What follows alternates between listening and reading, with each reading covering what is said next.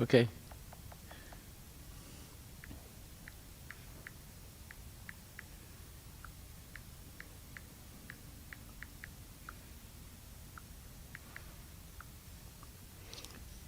Oh.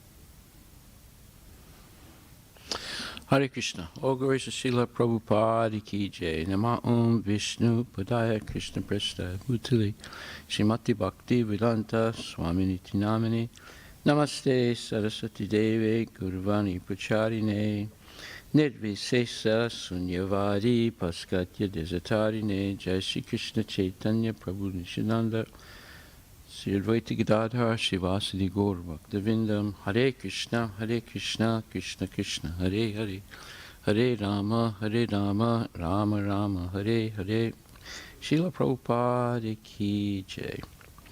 So today I received homework from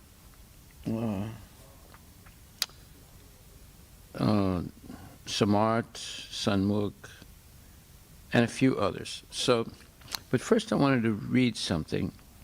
I'm not sure if I covered this yesterday, but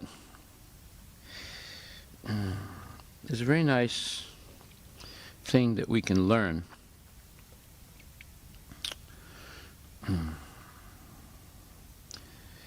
And that is surrendering ourselves to Krishna. So it's said that a devotee should surrender himself unto the Lord, saying, "My Lord, from today I am yours. You can protect me or kill me as you like." When a devotee takes shelter of Krishna in such a way, that is, by saying, "My Lord, from today I am yours. You can protect me or kill me as you like." When a devotee takes shelter of Krishna in such a way, Krishna is so grateful that he accepts him and gives him all kinds of protection. This is confirmed in Srimad Bhagvatam 11:29.34, and that says, 11.29.34, Srimad Bhagvatam. A person who gives up all fruitive activities and offers himself entirely unto me, eagerly desiring to render service unto me, achieves liberation from birth and death and is promoted to the status of sharing my own opulences. Let me read that again. This is 11:29:34. 11:29:34. And it says, a person who gives up all fruitive activities and offers himself entirely unto me, eagerly desiring to render service unto me, achieves liberation from birth and death, and is promoted to the status of sharing my own opulences. That's a beautiful verse. And so therefore, we should say,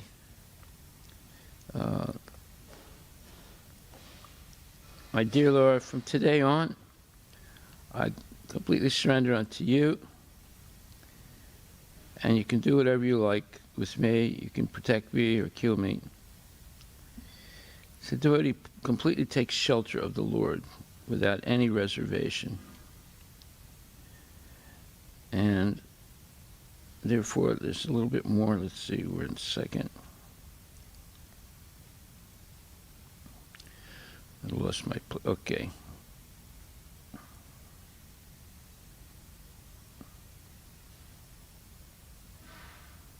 One second.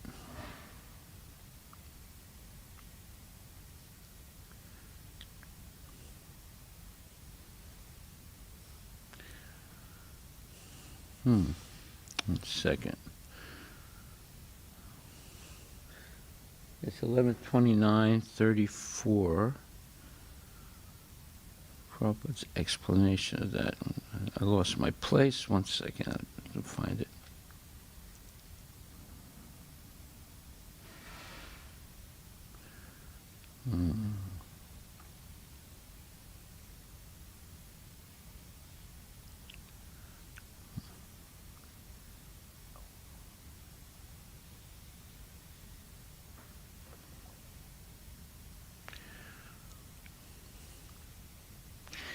Yeah, so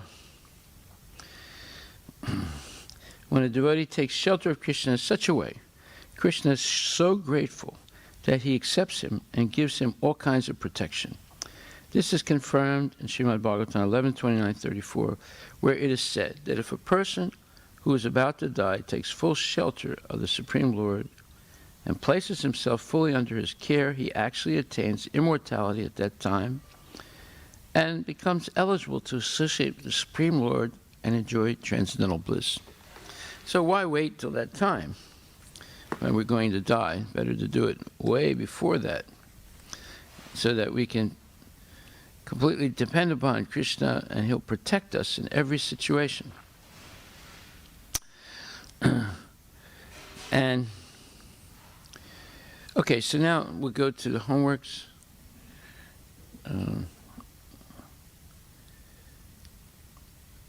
So Samarth has written, assignment, explain what happens at the moment of death. Explain what causes the living entity to take birth, again, another birth.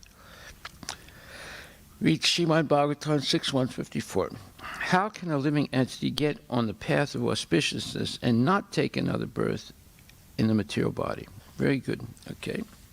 So explain what happens. This is point one. Explain what happens at the moment of death. So Samarth writes, at the time of death, everything that we have done in this life comes in a short period of time, like a movie of almost all of our life. If we engage in a lot of sense gratification, then we take birth again in the material world. And if those acts were very heinous, we can be born into an animal life in this material world. But if we rather follow the path of Krishna consciousness sincerely throughout our whole life, then we will go back to Godhead, back to Krishna. Okay.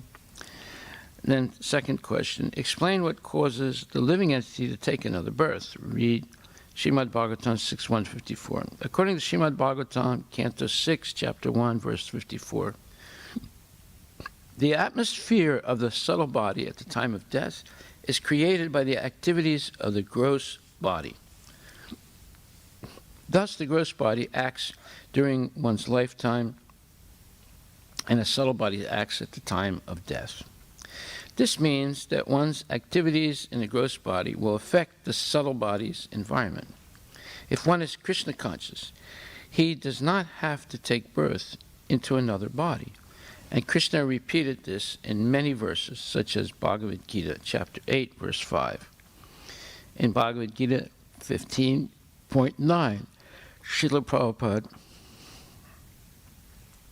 gives the analogy. Our consciousness is originally pure, like water. But if we mix water with a certain color, it changes. So if we adulterate our consciousness with acts of sense gratification, at the time of death, we will become an animal in the next life. Wow, there it is. Nice quote. How can a living entity get on the path of auspiciousness and not take another birth in the material body? That's the next question, third question. To not take birth in the material body again, one must know Krishna by his appearance and activities as mentioned by Krishna in the Bhagavad-Gita 4th chapter, 9th verse. If one knows Krishna's appearance and activities, they will not get a gross body, but a spiritual body, and go back to Godhead. Srila Prabhupada says in the purport of this verse, one can attain the perfect stage of liberation from birth and death simply by knowing the Lord, the Supreme Personality of Godhead, and there is no other way to achieve this perfection. Svatara Upanishad 3.8. So if one wants to be bereft from taking birth into a material body, in other words, if one wants to not take birth into a material body, the only solution is to know Krishna. Very good, Samart.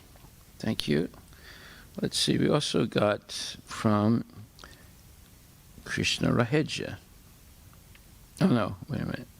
We got from Shritan Prabhu. And Shritan writes, question 1. Explain what happens at the moment of death.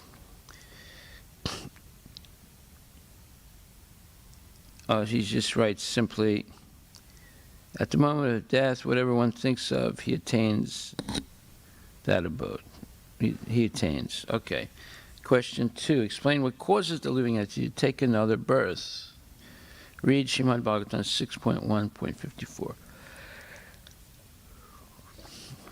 The reason we came, so Shritan writes, the reason we came to the material world is due to our desires to enjoy without Krishna.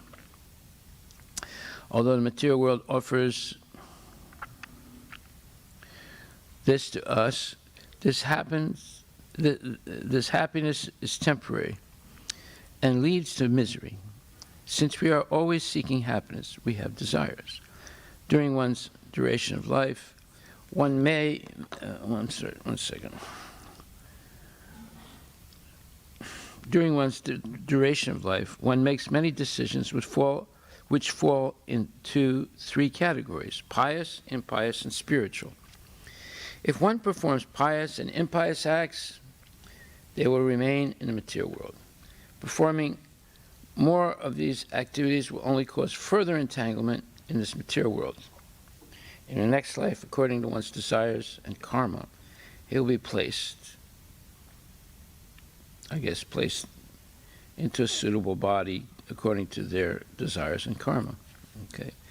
Question 3. How can a living entity get on the path of auspiciousness and not take another birth in the material body? If one performs fruitive activities, one will get karma. This causes birth in another life. At the time of death, whatever you think is what you become. This is confirmed in Bhagavad-Gita, verse 8.6. The goal of the living entity is to serve Krishna and be liberated to his abode. Using the logic of when you think of something at the time of death, you will attain it. In Bhagavad-Gita 8.5, Krishna says, whoever at the time of death quits his body remembering me alone, at once attains my nature. By doing this, at the time of death, Krishna himself assures that we will attain his abode. One may ask, then why start Krishna consciousness at such a young age? The answer is, if one cannot do it when they are still young and able to do these things, when they are aged, it will become hard because one has not attained taste for Krishna. This is why chanting the holy name is what one must do his whole life rather than only at the time of death. This is confirmed in Srimad Bhagvatam 1.836, where it says, those who continuously hear and chant and repeat your transcendental activities or take pleasure in others doing so, certainly see your lotus feet, which alone can stop the repetition of birth and death. Here it directly says that by doing this, one can stop this cycle of, birth and death. The way one gets on the path of auspiciousness is through a spiritual master. In the Guru Vastakam verse 1, it says, the lotus feet of our spiritual master are the only way by which we can attain pure devotional service. This is also confirmed in Bhagavad-Gita 4.34, where it says, learn the truth through a spiritual master. This is because the spiritual master is already a great soul and knows the truth. The other two important things needed for going along the path of Krishna consciousness is sadhu, shastra, and sangha. Sadhus are important because pleasing the devotees pleases Krishna. Shastra is important because without it we cannot know the rules and regulations and Krishna's pastimes. Sangha is important because without good association, people turn bad. Okay. Well, thank you, Shitan. Let's see. We also got homework from Samyukta.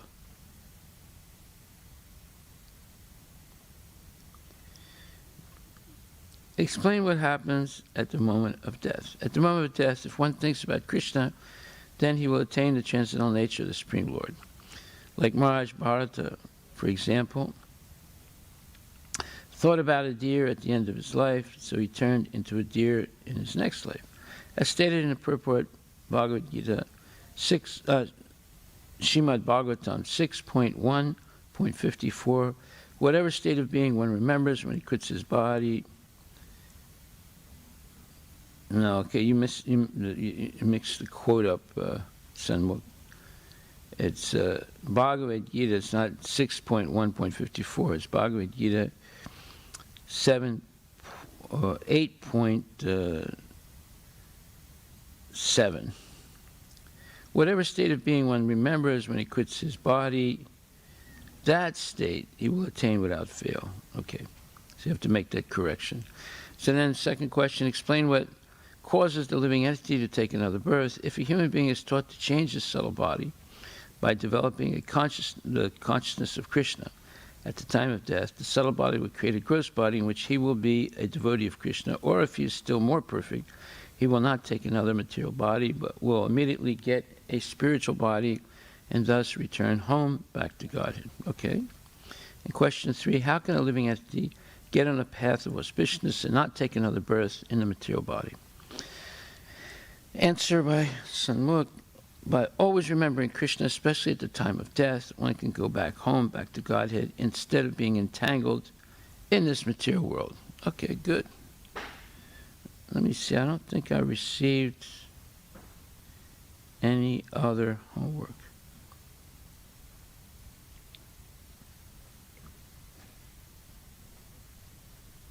Okay, so thank you for the 3 persons that did homework.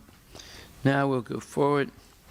I want to read one more thing again from Ishopanishad, Mantra 17. And which is also a prayer that one should say at the moment of death. Vaira anilam amritam atedan basmantam sarinam om kratos smara kritam smara. Kratos smara kritam smara. So we read this yesterday. I want to read it again. Let this temporary body be burnt to ashes, and let the air of life be merged with the totality of air. Now, O my Lord, please remember all my sacrifices, and because you are the ultimate beneficiary, please remember all that I have done for you.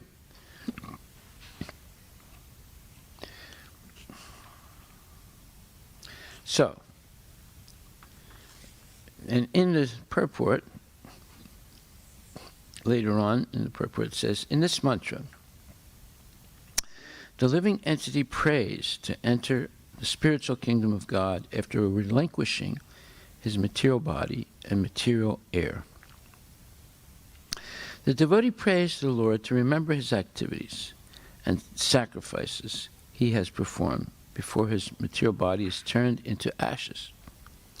He makes this prayer at the time of death, with full consciousness of his past deeds and of the ultimate goal. One who is completely under the rule of material nature remembers the heinous activities he performed during the existence of his material body, and consequently he gets another material body after death. The Bhagavad-Gita 8.6 confirms this truth. Yam yam vapi smaran bhava tijat ante kalirvaram tam tamivaita kontya sadatad bhava bhavitaha. So in other words, if you're a devotee, then when all these things that you did in your life flashes before your head, you see mostly the devotional service, and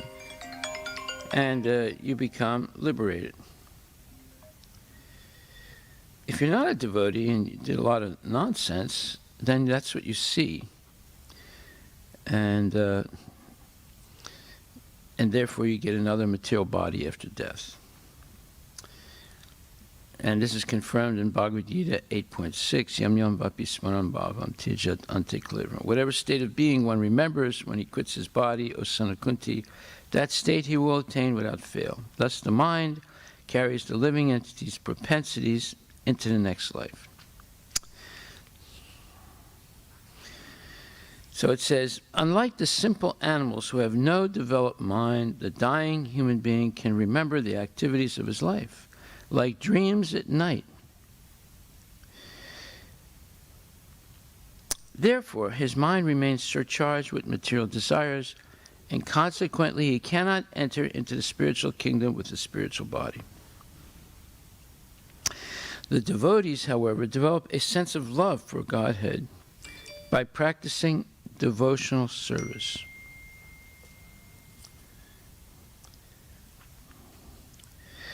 To the Lord, even if at the time of death the devotee does not remember his service to the Lord does not forget him. This prayer is given to remind the Lord of the devotee's sacrifices. But even if there is no such reminder, the Lord does not forget the service rendered by his pure devotee. So that's a very important point. And if we look at the 8th chapter, verse number 27. Let's take a look at that. 8th chapter, verse number 27. And it says, Naite Shriti Partajana Yogi Muyati Kashchana Tasmat Sarve Sukalesu Yoga Yukto Bhavarjuna. Although the devotees know these two paths of what? Of how to leave the body, O Arjuna, they are never bewildered, therefore be always fixed in devotion. And it says, Krishna is here advising Arjuna that he should not be disturbed by the different paths the soul can take when leaving the material body. A devotee of the Supreme Lord should not worry whether he will depart by arrangement or by accident. The devotee should be firmly established in Krishna consciousness and chant Hare Krishna. He should know that concern over either of these two paths is troublesome. The best way to be absorbed in Krishna consciousness is to be always dovetailed in his service, and this will make one's path to the spiritual kingdom safe, certain, and direct. One who is firm in yoga is constantly engaged in Krishna consciousness in all his activities. Sri Rupa Goswami advises, Anasaktasya Vishayan Yatarham Upayunjitaha. One should be unattached in material affairs and do everything in Krishna consciousness. By this system, which is called Yukta Vairagya, one attains perfection. Therefore, the devotee is not disturbed by these descriptions because he knows that his passage to the Supreme Abode is guaranteed by devotional service. So, therefore, we should spend our life being engaged in devotional service. So, then 8th chapter, 28th verse also says, a person who accepts the path of devotional service is not bereft of the results derived from studying the Vedas, performing austere sacrifices, giving charity, or pursuing philosophical and fruitive activities. Simply by performing devotional service, he attains these, and at the end, he reaches the supreme eternal abode. So this explains the absolute necessity of devotional service. And therefore, that is the goal of all Vedic knowledge. If one, and then Prabhupada writes in the purport to 828, if one is fortunate enough to understand Bhagavad-Gita, especially these middle 6 chapters, in other words, chapter 7 to 12, in the association of devotees, then his life at once becomes glorified beyond all penances, sacrifices, charities, speculations, etc. For one can achieve all the results of these activities simply by Krishna consciousness or devotional service of the Lord. One who has a little faith in Bhagavad-Gita should learn Bhagavad-Gita from a devotee, because in the beginning of the 4th chapter, it is stated clearly that Bhagavad-Gita can be understood only by devotees. No one else can perfectly understand the purpose of Bhagavad-Gita. One should therefore learn Bhagavad-Gita from a devotee of Krishna, not from mental speculators. This is a sign of faith. When one searches for a devotee and finally gets a devotee's association, one actually begins to study and understand Bhagavad-Gita. By advancement in the association of the devotee, one is placed in devotional service, and this service dispels all one's misgivings about Krishna or God and Krishna's activities, form, pastimes, name, and other features. All these misgivings have been perfectly cleared away. After all these misgivings have been perfectly cleared away, one becomes fixed in one's study. Then one relishes the study of Bhagavad-Gita and attains the state of feeling always Krishna conscious. In the advanced stage, one falls completely in love with Krishna. This highest perfectional stage of life enables the devotee to be transferred to Krishna's abode in the spiritual sky, Goloka Vrindavana, where the devotee becomes eternally happy. So this is the effect of spending the life in Krishna's service. And therefore, at the moment of death, we can easily remember the Lord. And even if we cannot remember the Lord for some reason or other, the Lord doesn't forget all the service we have done and basically saves the devotees. So, therefore, it says in the 7th chapter, verse number 30, Sadibud adidaivam mam sadiyagyam chaye vidu prayanakale pichamam te vidur yuktacheta saha.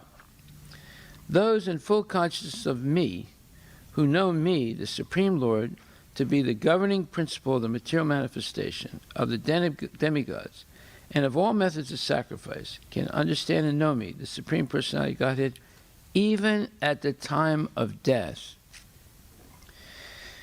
And in the purport, Prabhupada writes, persons acting in Krishna consciousness are never deviated from the path of entirely understanding the Supreme Personality of Godhead. In the transcendental association of Krishna consciousness, one can understand how the Supreme Lord is the governing principle of the material manifestation and even of the demigods. Gradually, by such transcendental association, one becomes convinced of the Supreme Personality of Godhead, and at the time of death, such a Krishna conscious person can never forget Krishna. Naturally, he is thus promoted to the planet of the Supreme Lord, Goloka Vrindavan. Okay, so here we have, so let's write down these verses and that I just quoted. So we begin with the last one, 7th chapter, 29th verse. Then the 8th chapter, 28th verse. And then 8th chapter, 27th verse. And then Srimad Bhagvatam, Srimad Bhagvatam, 11th chapter, 29th verse, 11th chapter, 11th canto, 29th chapter, 34th verse. 11th canto, 29th chapter, 34th verse. And then Teachings of Lord Chaitanya, chapter 12. And you would have to scroll down. One second, let me tell you where it is.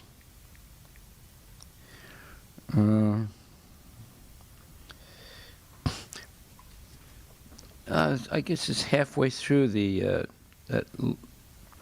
that chapter 12, where Prabhupada quotes Srimad Bhagavatam 11.29.34, where it is said that if a person who is about to die takes full shelter of the Supreme Lord and places himself fully under his care, he actually attains immortality at that time and becomes eligible to associate with the Supreme Lord and enjoy transcendental bliss. Okay. And then the 8th chapter, 5th verse, 8th chapter, 6th verse,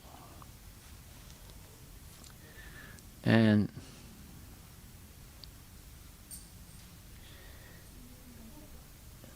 then the mantra 17 of the Ishopanishad, and again, almost a little bit past the middle of that long purport. It says, in this mantra, the living entity prays to enter the spiritual kingdom of God after relinquishing his material body and material air. The devotee prays to the Lord to remember his activities and the sacrifices he has performed before his material body is turned into ashes. He makes this prayer at the time of death with full consciousness of his past deeds and of the ultimate goal. One who is completely under the rule of material nature remembers the heinous activities he performed during the existence of his material body, and consequently he gets another material body after death. However, the devotee will make this prayer. What is the prayer? It's mantra 17, which says, let this material body be burnt to ashes, and let the air of life be merged with the totality of air. Now, O my Lord, please remember all my sacrifices, and because you are the ultimate beneficiary, please remember all that I have done for you. This is a prayer one should say before they die. Okay. And then,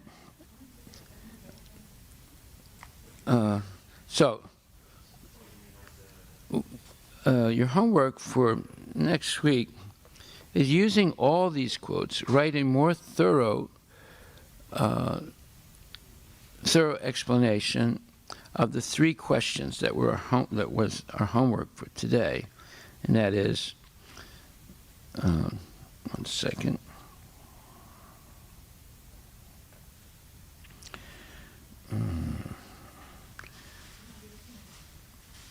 That is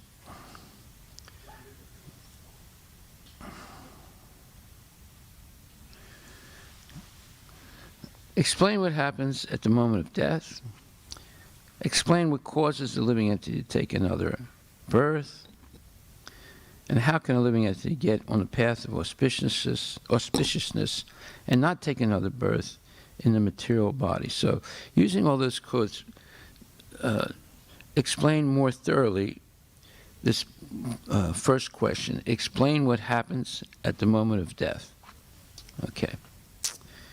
And all right, now we'll continue with Srimad Bhagavatam, Canto 6, Chapter 1, and verse 53. Oh, no, let's see. 53, 54. No, we did that. Okay.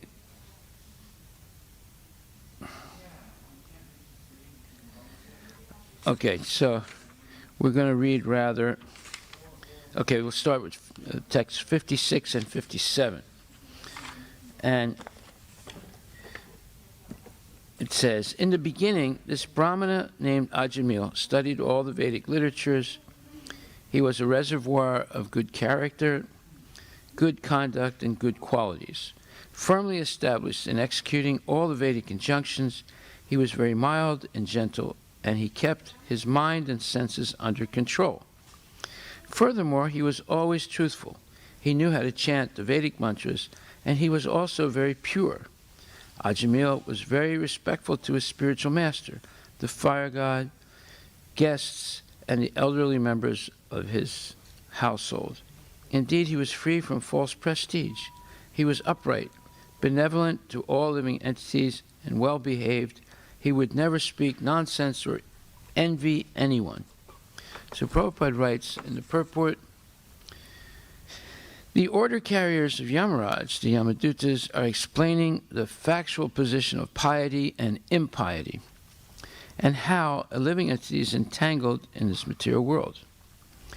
Describing the history of Ajamila's life, the Yamadutas relate that in the beginning he was a learned scholar of the Vedic literature. He was well behaved, neat and clean, and very kind to everyone. In fact, he had all good qualities. In other words, he was like a perfect Brahmana. A Brahmana is expected to be perfectly pious, to follow all the regulative principles, and to have good qualities. The symptoms of piety are explained in these verses. Srila Vira Raghava Acharya comments that Drita Vrata means Dritam Vratam Shri Sti Sangha Rahit Yatmaka Brahmacharya Rupam. In other words, Ajamil followed the rules and regulations of celibacy as a perfect brahmachari and was very soft-hearted, truthful, clean, and pure. How he fell down in spite of all these qualities and thus came to be threatened with punishment by Yamaraja will be described in the following verses. So, we're going to hear now two sides of the story of life. In other words, one is the pious life of a Brahmana or a person who has control of their mind and senses and uses them in the service of the Lord, and of the person who falls down from such a level of piety and becomes sinful, and therefore at the moment of death will be taken by the agents of Yamaraj to first of all suffer, and then to take another birth and continue to suffer. Once this Brahmana Ajamila, following the order of his father, went to the forest to collect fruit, flowers, and two kinds of grass called samit and kusha. So his father has asked him to go out into the forest and collect paraphernalia to perform Vedic yagya, or fire sacrifice. On the way home, he came upon a Sudra, a very lusty, fourth-class man, who was shamelessly embracing and kissing a prostitute. The Sudra was smiling, singing, and enjoying as if this were proper behavior. Both the Sudra and the prostitute were drunk. The prostitute's eyes were rolling in intoxication, and her dress had become loose. Such was the condition in which Ajamila saw them. So you have this young boy, he's about 16. He's the son of a Brahmana. He is an ideal person, at that age, and we just read his qualities. And by accident, he sees these two people in this act of amorous play, and his consciousness becomes fixed on what they're doing. Now, Prabhupada explains this verse. While traveling along the public way, Ajamila came upon a fourth-class man and a prostitute who were vividly described here. Drunkenness was something manifest even in bygone ages, although not very frequently. In this age of Kali, however, such sin is to be seen everywhere, for people all over the world have become shameless. Long ago, when he saw the scene of the drunken Sudra and the prostitute, Ajamila, who was a perfect brahmachari, was affected. Nowadays, such sin is visible in so many places, and we must consider the position of a brahmachari student who sees such behavior. For such a brahmachari to remain steady is very difficult unless he is extremely strong in following the regulative principles. Nevertheless, if one takes the Krishna consciousness very seriously, he can withstand the provocation created by sin. In our Krishna consciousness movement, we prohibit illicit sex, intoxication, meat-eating, and gambling. In Kali Yuga, a drunk, half-naked woman embracing a drunk man is a very common sight, especially in the Western countries, and restraining oneself after seeing such things is very difficult. Nevertheless, if by the grace of Krishna one adheres to the regulative principles and chants the Hare Krishna mantra, Krishna will certainly protect him. Indeed, Krishna says that his devotee is never vanquished. Konteya pratijanihi name bhakta pranasyati. Therefore, all the disciples practicing Krishna consciousness should obediently follow the regulative principles and remain fixed in chanting the holy name of the Lord. Then there need be no fear. Otherwise, one's position is very dangerous, especially in this Kali Yuga. The next verse. The Sudra, his arm decorated with turmeric powder, was embracing the prostitute. When Ajamila saw her, the dormant lusty desires in his heart awakened, and in illusion he fell under their control. Purport by Srila Prabhupada. It is said that if one's body is smeared with turmeric, it attracts the lusty desires of the opposite sex. The word kama liptena indicates that the Sudra was decorated with turmeric smeared on his body. Text 62. As far as possible, he patiently tried to remember the instructions of the Shastras, not even to see a woman. With the help of this knowledge and his intellect, he tried to control his lusty desires, but because of the force of Cupid within his heart, he failed to control his mind. Purport by Srila Prabhupada. Unless one is very strong in knowledge, patience, and proper bodily, mental, and intellectual behavior, controlling one's lusty desires is extremely difficult. Thus, after seeing a man embracing a young woman and practically doing everything required for sex life, even a fully qualified Brahmana, as described above, could not control his lusty desires and restrain himself from pursuing them. Because of the force of materialistic life, to maintain self-control is extremely difficult unless one is specifically under the protection of the Supreme Personality of Godhead through devotional service. So, we'll stop right there. I want to make a few comments. Number one, it's absolutely important that youngsters be educated, men and women, or boys and girls, in the principles of what's called sadachar in Sanskrit. Sadachar means regulated and regulated good behavior.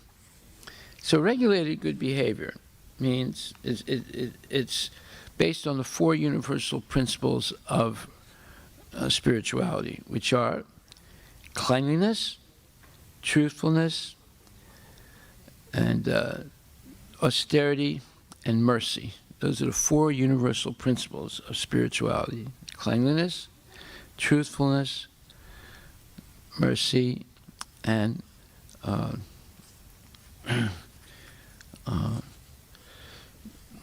cleanliness, truthfulness, mercy, and austerity. Okay, so how does one get trained in these four things, these universal principles? Well, the parents are the first teachers of the child.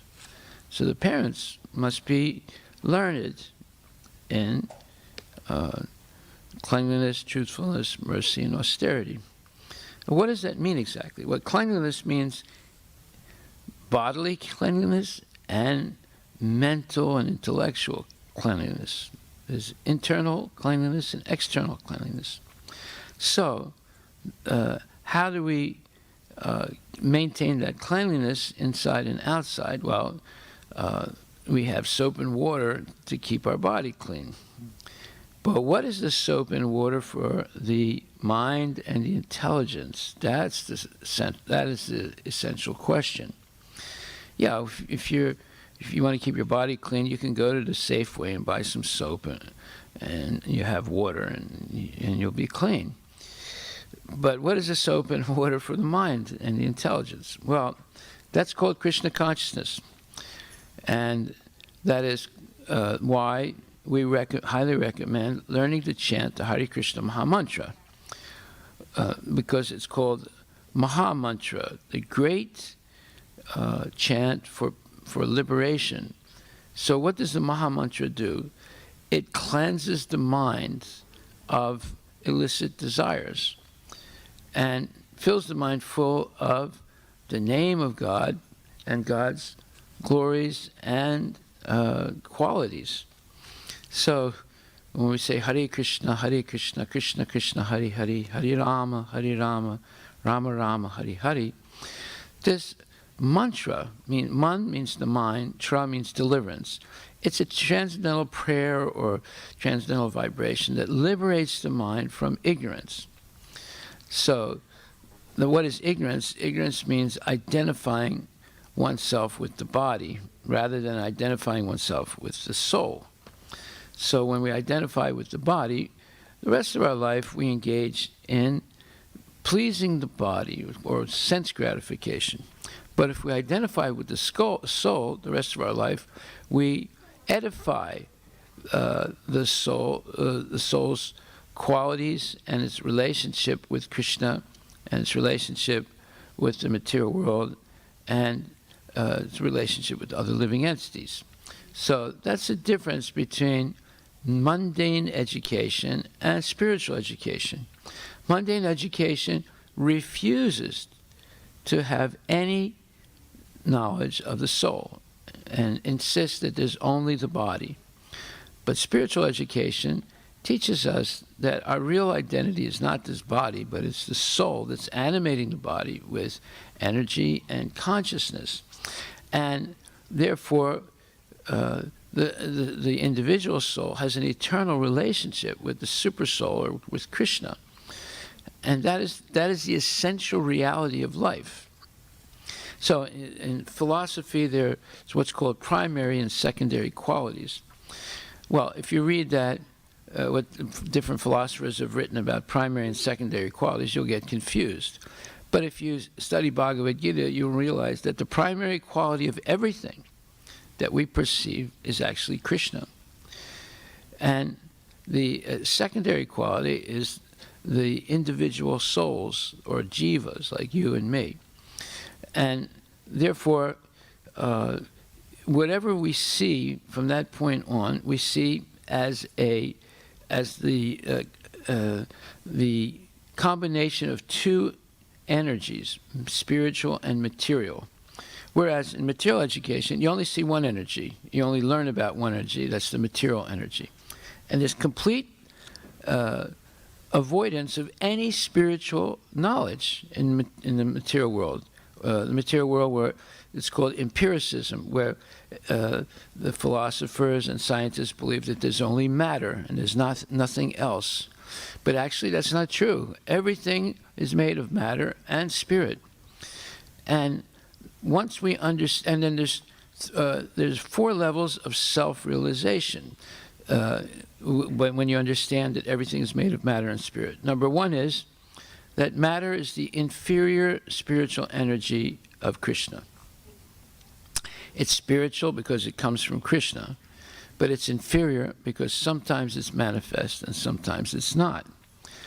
And spirit is the superior spiritual energy of the Lord, and it's made up of all the jivas, individual living entities, you, me, and everybody else, including aquatics, including plants, including insects, including birds, including mammals, including human beings and demigods. These are all expansions of Krishna's superior spiritual energy. And then above all the living entities is Krishna himself, the source of everything. So the beginning of spiritual knowledge is to understand the difference between the body and the soul. So that takes a long time. Most people never can differentiate between those two things. And once we understand and differentiate between the body and the soul, the next thing is to differentiate between the individual soul, called the jiva, that's you and me, and super soul, who is the witness of everything we do and is an expansion of Krishna. So the super soul is or Paramatma is in the heart of every living entity and also in every atom of the universe. That's why things function, that's why nature is functioning in an organized and predictable way. Just like the planets in their orbits are orbiting in perfect synchronization. And any little disturbance in their orbiting, it could cause havoc. So science can only be done, or scientific research can only be done because the universe is functioning in an orderly way. Now, whenever there's anything functioning in an orderly way, you can actually find laws of nature, that means that there's a superior intelligence that has set up the whole system. And if we refuse to accept such a thing, that is called insanity and extreme egotism. Because human beings refuse to accept that there's any intelligence superior to them, they refuse to accept that the orderly functioning of the universe has been set up by a superior intelligence. However, they admit that the universe is functioning in an orderly way. If the universe was chaotic, then you could not have science. Newton could not have discovered his three laws of motion, and Einstein could not have discovered that the speed of light is a constant, and his theory E equals mc squared, that energy can transform into matter, and matter can transform back into energy. He would not have discovered anything, and scientists would never discover anything. The laws of thermodynamics and the principles of quantum mechanics and all these things, none of this stuff could be discovered because it's only because the universe is functioning in an orderly fashion. It's not chaos. So whenever there's order, that means there's intelligence behind it. It's very simple logic. Therefore, we can say that the modern philosophers and scientists are not logical. And they're illogical. They refuse to, and it's due to their extreme egotism. They refuse to accept that there can be an intelligence beyond them. Okay. Whenever there's an intelligence, it means there's a person, right? Just like if you said that Microsoft happened by accident, that would be a crazy statement. Microsoft was organized by intelligent individuals. If you said Amazon happened by accident, you would come in front of a psychological evaluation committee to determine whether you're really crazy or you're just pretending to be crazy. So you see, these statements that the universe happened by a big bang, and if I make a big bang in your kitchen, would it create something or destroy something? You have to make that decision. But it's obvious it would destroy, it wouldn't create anything. So the irrationality of the modern scientists and philosophers is flagrantly as flaunting. They're flaunting this irrationality, and we go along with it because we think they know what they're talking about. Okay, so therefore, here Ajamil tries to remember the instructions of the Shastras, which is that one should not meditate on the bodily parts of a woman. With the help of this knowledge and his intellect, he tried to control his lusty desires. But because of the force of Cupid with his heart, so Cupid within his heart. Now this Cupid within the heart, that he's referring to, let's see what the Sanskrit says. It's Madana Vepitam, agitated by Cupid or lusty desire. So that lusty desire is a carryover from previous life. It's called kutam. The tendency to be attracted to sense gratification. So that kutam is coming from the previous life into this life, and it awakens as we approach puberty and after that. And we have this tendency to be attracted by sense gratification or self-indulgence, and due to a tendency of having lusty desires. And it leads to committing sin. And as soon as there's sinful action that's committed, it has to be premeditated and so forth, then there's what's called aparabdha, is unseen sinful reactions are remaining dormant, but they're going to come out in the future. And then parabdha, they actually come out in different forms, and then we suffer. And then after all that suffering, we die, but what remains is this kutam, this tendency to be attracted to sense gratification. Or, as it says here, Cupid within his heart. Or madana vepitam, agitated by Cupid or lusty desire. So, in the purport to this verse, 6.1.62 says, unless one is very strong in knowledge, patience, and proper bodily, mental, and intellectual behavior, controlling one's lusty desires is extremely difficult. Thus, after seeing a man embracing a young woman and practically doing everything required for sex, life, even a fully qualified Brahmana, as described above, could not control his lusty desires and restrain himself from pursuing them. Because of the force of materialistic life, to maintain self-control is extremely difficult unless one is specifically under the protection of the Supreme Personality of Godhead through devotional service. So we see that devotional service is the panacea, P-A-N-A-C-E-A. It's a very good word.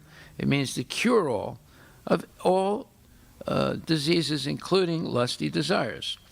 We've read before, we've learned before that the real sickness of a person is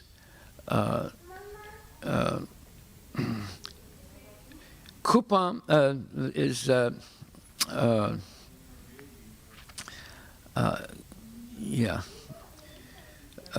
kamam hit rogam.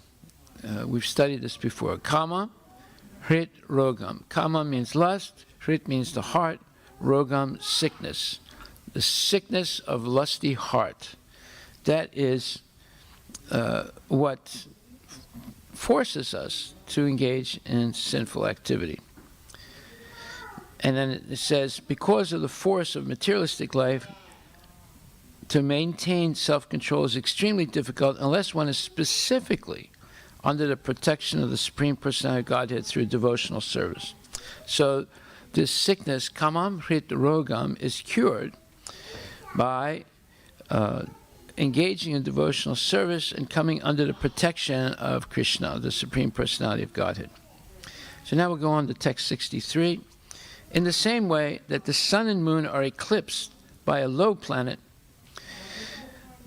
he's talking about the Rahu planet. In the same way that the sun and moon are eclipsed by a low planet, the Brahmana lost all his good sense. So the word eclipsed means overtaken or subdued in a sense. Taking advantage of this situation,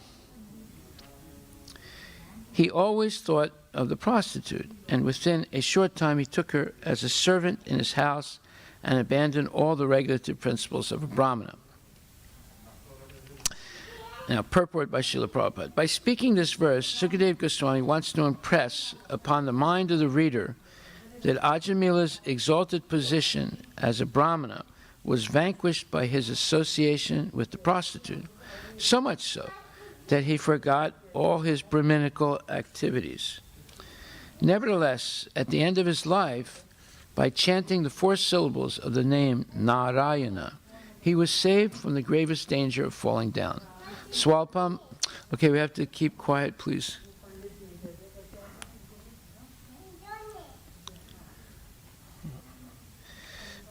Swalpam apiyasya dharmasya chayate mahato bhayat. Even a little devotional service can save one from the greatest danger. It's a verse from Bhagavad-Gita, 2nd chapter, 40th verse, which explains the following. It says, Nehabhikrama-nastosti pratijayana vidyate swalpam apiyasya dharmasya chayato mahato bhayat. In this endeavor, there is no loss or diminution, and a little advancement on this path can protect one from the most dangerous type of fear. So in the purport, Srila Prabhupada explains, activity in Krishna consciousness, or acting for the benefit of Krishna, without expectation of sense gratification, is the highest transcendental quality of work.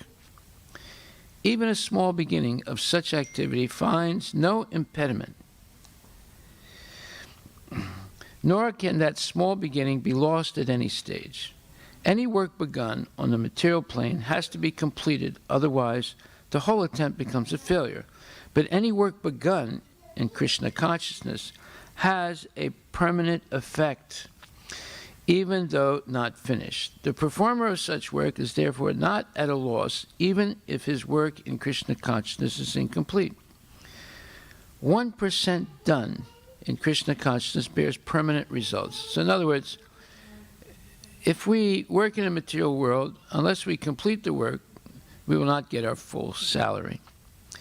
But in a spiritual sense, anything we do for Krishna confers upon us a permanent result that can never be destroyed. And in the next life, we begin from the point where we ended in the previous life.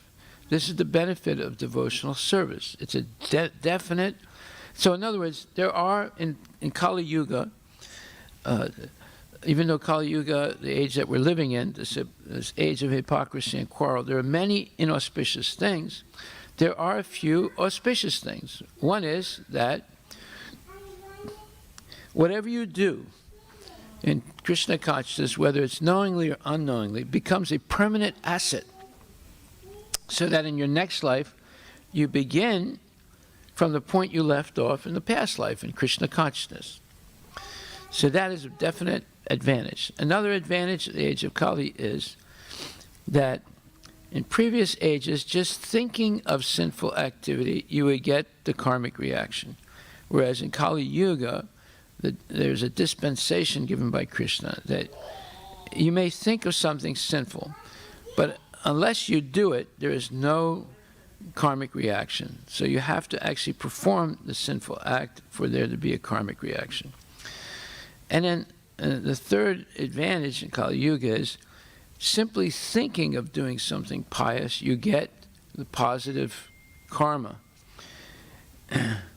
And so you don't have to even do the good thing. Simply thinking of doing a good deed, you get the positive karma. So we see that there are certain advantages in this age. And the fourth and most advantageous benefit of being in this age of Kali, of hypocrisy and quarrel, where so many things are negative, Simply by chanting the Hare Krishna mantra, you can be liberated easily from the cycle of birth and death. So this mantra, Hare Krishna, Krishna Krishna, Hare Hare, Hare Rama, Rama Rama, Hare Hare. Man means the mind, Tra means deliverance. It delivers our mind from the ignorance of thinking we are only this temporary material body, and helps us to understand that we are the soul that's emanating the body with energy and consciousness, and our soul has an eternal relationship with Krishna, who is also present in the body as the supersoul or Paramatma. And above all, Krishna is the origin of the supersoul, of the jiva, you and me, of all living entities, and of the material nature. And therefore, Krishna is the primary quality of all things. And if we develop our relationship with Krishna through devotional service, we can be liberated easily from the cycle of birth and death.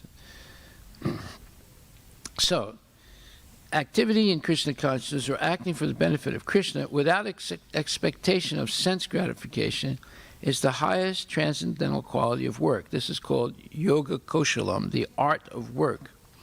Working without any expectation of sense gratification, working only to please the Lord. Okay. Any work begun in the material plane has to be completed, otherwise the whole attempt becomes a failure. But any work begun in Krishna consciousness has a permanent effect, even though not finished. The performer of such work is therefore not at a loss, even if his work in Krishna consciousness is incomplete. 1% done in Krishna consciousness bears permanent results, so that the next beginning is from the point of 2%, whereas in material activity, without 100% success, there is no profit.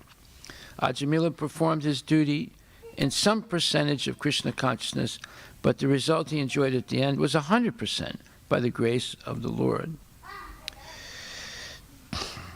There is a nice verse in this connection in Srimad Bhagvatam 1.5.17. If one gives up his occupational duties and works in Krishna consciousness, and then falls down on account of not completing his work, what loss is there on his part? And what can one gain if one performs his material activities perfectly? Or as the Christians say, what profiteth a man if he gain the whole world, yet suffers the loss of his eternal soul? Material activities and their results end with the body, but work in Krishna consciousness carries a person again to Krishna consciousness, even after the loss of the body. At least one is sure to have a chance in the next life of being born again as a human being, either in the family of a great cultured Brahmana or in a rich aristocratic family that will give one a further chance for elevation. That is the unique quality of work done in Krishna consciousness. So here we have a beautiful explanation of the benefit of becoming Krishna conscious in this lifetime. That is, first of all, we have to carefully think. I'm not conscious of having chosen to be born in this world. This is something that was forced on me. Point 2. If I don't know, if I can't remember why I'm born in this world, and I am completely dependent on so many things that I don't control in order to live, such as digestion, such as the movements of the planets. So, just a little change in the orbit of the sun could destroy the Earth, but yet the sun stays in a perfect orbit. The Earth also stays in a perfect orbit around the sun. So all these things I have no control over, but my life depends on them. So one, I don't remember choosing to be born. Therefore, I was forced to be born. 2, I am completely dependent on so many things that I don't understand, such as the process of digestion, such as the beating of my heart, such as the circulation of blood, such as the production of blood in my body. No scientist has ever found a way of reproducing real blood. But the human body produces blood. but we don't know how it's happening. So therefore, with these two realizations, the third realization should be, logically, therefore, I am completely dependent on the mercy of God. But in all the elementary, middle, high schools, and college, they're not teaching anything about who God is and what my relationship with God is. In fact, in American public schools, you're not even allowed to talk about God. And in India, in the Hindi schools, the government prohibits any spiritual instruction, although they don't inhibit spiritual instruction in Muslim schools or the madrasas or the Christian schools or the churches. So you see that Hindu children are at a disadvantage from the Muslim kids and the Christian kids. That's why many Hindus send their kids to Christian schools. At least they'll get a little bit of spiritual teaching, but the government prohibits any spiritual teaching in the Hindi schools. So, and in America, all the public schools prohibit teaching anything about God. In fact, they teach the opposite. They teach kids about Darwin's theory of the origin of species, which is complete speculation. There's no proof that it's actually true. They teach kids that everything started by Big Bang. There's no proof that that's true. If I make a Big Bang in your kitchen, it will not create anything, it will destroy something. So we see that there's a purposeful endeavor to create atheists out of your kids that go to all these schools in the United States and in India, because they have the same educational theory in India as in the United States and Europe. That is humanism. If you don't know what that is, look it up on the internet. You'll learn that humanism is a philosophy that God does not exist, and that therefore man can only depend on its own logic, reason, and science for knowledge. Anything outside of man's imperfect way of seeing the world is rejected. So, with all these things in mind, we develop a false ego that thinks that we are independent, that there's no God, and that science will cure all the problems of humanity, which is not true. The problems are getting worse. The more scientific advancement, the more problems there are in this world. So that's not the solution to the problems of life. Okay, so once we learn and we're completely convinced that our position is one of dependence, of not independence, we depend on the mercy of God for our life. Any little change, like a earthquake or a tsunami or a hurricane or a little virus, it can completely disrupt our whole life and actually take our life. And there are there's other things like accidents, there are other things like revolutions and wars, and there's crime, and there's drugs, and all these things are actually putting people constantly in fear, anxiety, and death. And there's also being laid off your job. There's also immigration issues, and there's also racial problems. So you see, no one is free of anxiety in material life. And that's because we've basically revolted against God or against Krishna. And therefore, the temple is a place where we can learn more specifically what is our relationship with God, and therefore how to deal with the material energy, and ultimately how to free ourselves from the cycle of birth and death. We were forced to be born, we're forced to get old, we're forced to get sick, and we're forced to die. So you cannot say that I am independent. Nobody is independent. Everyone is dependent, but not on the government. They're dependent on God or Krishna, who's controlling the movement of the planets, who's controlling your digestion, who's controlling the weather, who's controlling the rain, who's the seed-giving father of all living entities. But yet we're denied that education, and sometimes we deny ourselves that education due to extreme frustration. So learning about this history of Ajamila, as we're doing now, is important so that we can see how we are entrapped by ignorance in this material world and how we can become free from it.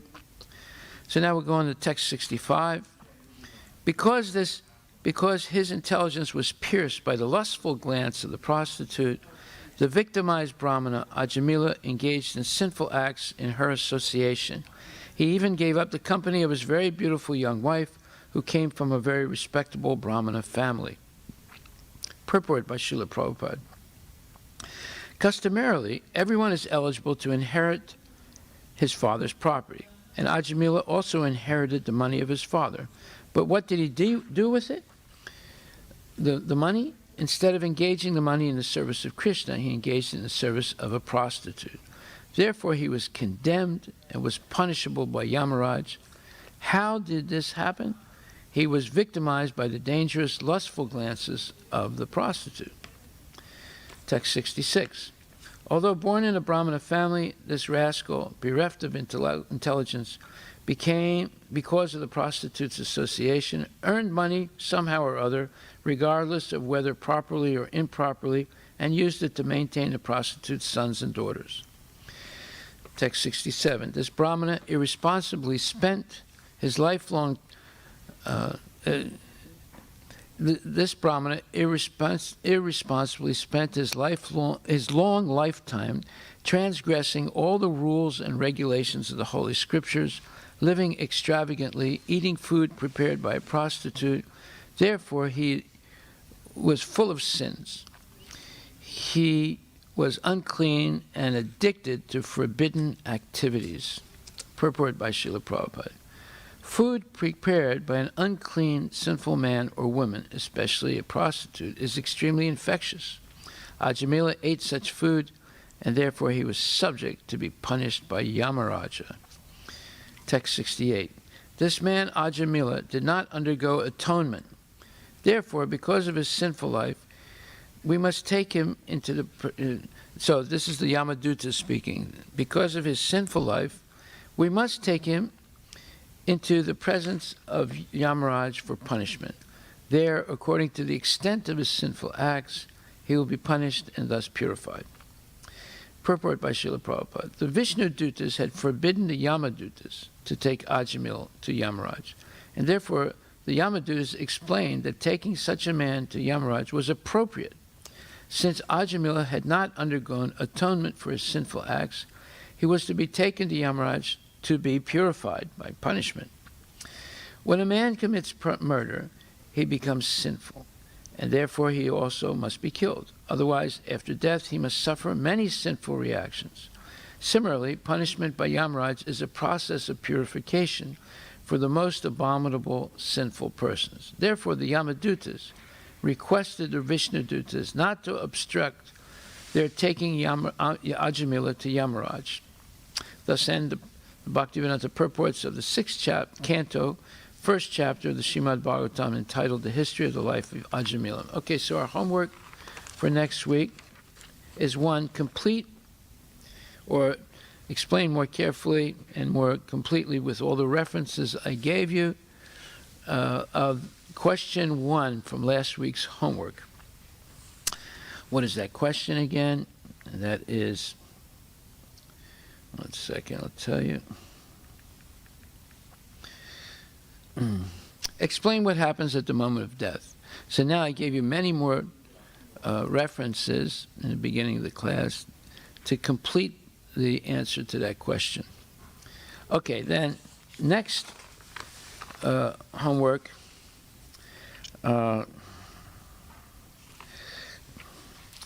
is to explain what are the ideal qualities of a Brahmin, whether a man or a woman, or a boy or a girl, by carefully reading Canto 6, Chapter 1, Text 56 and 57. Then explain what is kutam, Kutam. I explained during the class, and how it is the connection between the previous life and the next life, and it's a carryover from the previous life. So explain what is kutam.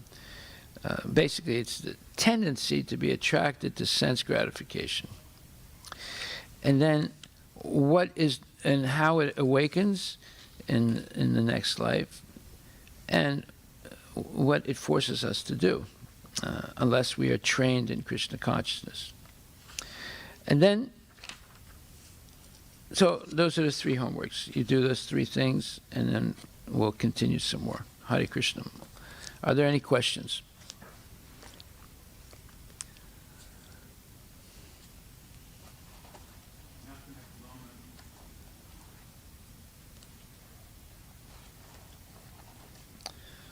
Okay, all glories to Srila Prabhupada Ki Jai. Hare Krishna. Thank you very much.